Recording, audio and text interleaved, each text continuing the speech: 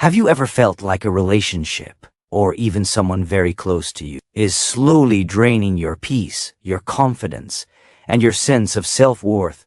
Not through loud arguments, not through obvious betrayal, but quietly, subtly, day by day, you start questioning yourself. You feel more anxious after seeing them than before. You walk away from conversation feeling smaller, heavier, more exhausted, and the worst part, because it's not dramatic, because it's not obvious, you tell yourself, maybe I'm overreacting, maybe I'm being too sensitive, maybe this is just how relationships are. But here's the truth most people learn far too late. Not every relationship is meant to last forever, and not everyone who once mattered deserves permanent access to your life. Today, we're talking about self-respect, emotional safety, and the courage to walk away when staying is hurting you. We'll go through 9 clear signs that it may be time to cut contact, even if that person is a close friend, even if they're family, even if you care about them deeply, and stay until the very end, because the final sign is the most subtle, and the one that traps people for years without them realizing what's happening. As Marcus Aurelius once said, you have power over your mind, not outside events. Realize this, and you will find strength. Creating distance is not cruelty. It is not selfishness. Sometimes it is survival. Let's begin. Sign first. They never invest in you, only in themselves. Have you ever known someone who always seemed to be short on money when it comes to plans with you, but never short on money when it comes to themselves? They can buy gadgets, they can travel, they can treat themselves, they can spend freely when it benefits them, but when it's about shared plans, shared experiences, or contributing equally, suddenly there are excuses. Now, let's be very clear, this is not about judging people who struggle financially. Hard times are real and compassion matters. This is about patterns, not circumstances. It's about someone who consistently enjoys the benefits of your generosity while avoiding responsibility or reciprocity. I once knew someone like this. We made plans for weeks, trips, events, even small outings, and almost every time there was a last-minute message. I can't afford it right now, but I would watch them spend money on luxury items, on hobbies, on impressing other people. And that's when I realized something painful but important. It wasn't that they couldn't invest. It was that they didn't want to invest in me. Healthy relationships, whether romantic, family, or friendship, are built on mutual care and effort. When one person gives and the other only takes, resentment quietly grows, and over time, that imbalance erodes your sense of worth. You start wondering, why am I always the one sacrificing? Why do I feel like I have to earn their presence? You don't. You deserve relationships where effort flows in both directions. And if someone consistently treats you like an optional expense instead of a valued part of their life, that's not just inconsiderate. It's a sign to step back and protect yourself. Sign second, they constantly create conflict and drag you into it. Some people live in a permanent state of emotional warfare. Every small disagreement becomes a battle. Every conversation turns into a debate. Every group setting eventually explodes into tension. And somehow you always end up in the middle. They demand that you pick sides. They pressure you to agree publicly. They make you feel guilty if you try to stay neutral. This is not passion. This is emotional chaos. I once had a friend who seemed confident and strong, but the truth was, he was deeply insecure. And insecurity often disguises itself as aggression.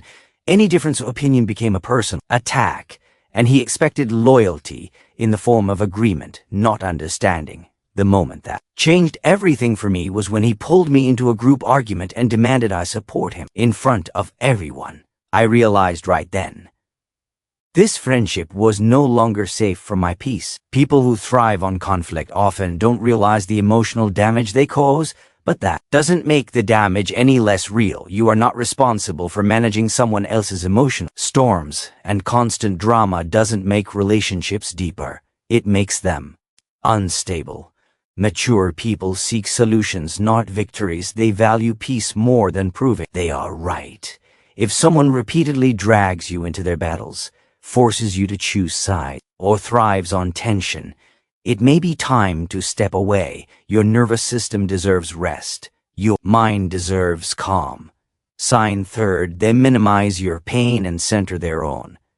Everyone has struggles, and pain is not a competition, but some people treat empathy like a one-way street. They want you to listen to their problems, support their emotions, validate their experience. But when it's your turn to speak, they interrupt. They redirect the conversation. They downplay your struggles. You start feeling invisible. I once opened up to someone about caring for sick family members while working full-time. It was one of the hardest periods of my life, and instead of acknowledging that, they immediately shifted the conversation back to their own stress. At work, in that moment, I felt something worse than sadness. I felt unimportant. True respect shows up in small moments. Listening without interrupting, asking how you're really doing, celebrating your wins, caring about your losses. When someone consistently ignores your emotional reality, they are telling you through actions that your inner world doesn't matter to them, and that slowly destroys trust. You deserve relationships where your feelings are not treated as background noise. Sign fourth, they try to control your beliefs and identity. Why? Healthy relationships allow room for difference, different opinions, different beliefs, different paths. But some people don't want connection. They want conversion. They push their political views, their religious beliefs, their lifestyle choices, and they don't discuss. They pressure. I once spent years in conversations that felt like debates instead of dialogues. No curiosity, no listening, just persuasion. And every conversation left me drained, not understood. When someone is more interested in shaping you than knowing you, that relationship becomes emotionally unsafe, because love does not require agreement on everything. It requires respect. You don't need to surrender your identity to maintain connection, and if someone can't accept you unless you think like them, live like them, and believe like them, that's not closeness. That's control. True wisdom isn't about being right. It's about being kind, open, and willing to coexist with difference. Sign fifth, seeing them fills you with anxiety, not joy. Your body knows things before your mind does. That tight feeling in your chest, that sense of dread before meeting them, that emotional exhaustion afterward. These are signals, not accusations, not judgments, just information. Sometimes relationships don't end because someone did something terrible. Sometimes they end because you both changed. Different priorities, different values, different rhythms of life. I knew two friends who grew up together, share everything, dreamed side by side, but adulthood took them in opposite directions. When they met years later, the love was still there, but the connection was gone. They were forcing something that no longer fit. And forcing connection often hurts more than accepting change. Letting go does to raise the past. It honors it. You can appreciate what someone meant to you without keeping them in your present. Peace is not found by clinging to what no longer aligns. Sign six, they use you as an emotional dumping ground. Support is part of friendship, but some people don't want support. They want relief. They don't want to change. They don't want solutions. They don't want growth. They just want to unload. Again, and again and again, and when you need support, they disappear. I once had someone call me daily to complain about the same problems. Work, marriage, life, while ignoring everything I was dealing with personally. And one day, when I finally said I couldn't carry that anymore, the relationship ended. And as painful as that was, I realized, if someone only stays when they can take from you, they were never really there for you. You are not required to sacrifice your emotional health to save someone who refuses to save themselves. Compassion does not mean self-destruction. Sign seventh, they break promises without remorse. Trust is built through consistency, through showing up, through keeping your word, through respecting people's time and energy. When someone repeatedly cancels, forgets, or minimizes commitments, it sends a message you are not a priority. And excuses don't erase patterns. I once waited in a cafe for over an hour, only to receive a text saying they had forgotten our plans. Again, that wasn't cruelty, but it was carelessness. And carelessness still hurts.